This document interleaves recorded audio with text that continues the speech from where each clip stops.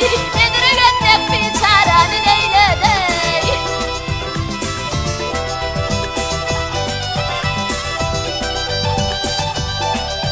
Ataltalım gettidir Bedirgen hadi.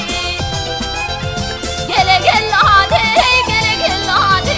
Otomun dolsun, aytın kök hadi.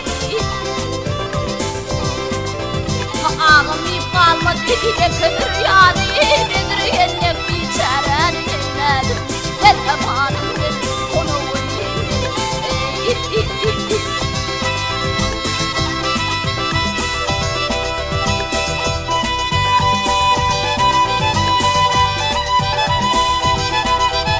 Akbey'in oğludur hadi Bedirgen gel Bedirgen.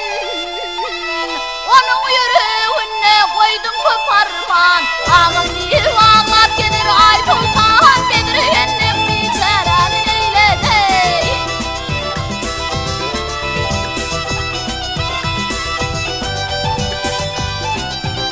Ağayı unutacakın padişahıydı.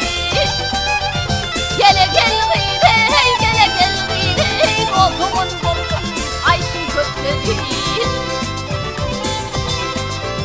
Kör olsun görürsün düşmanım beni. Bedirgennek biçarenin eyledim. Gel amanım gel, onu vurayım gel.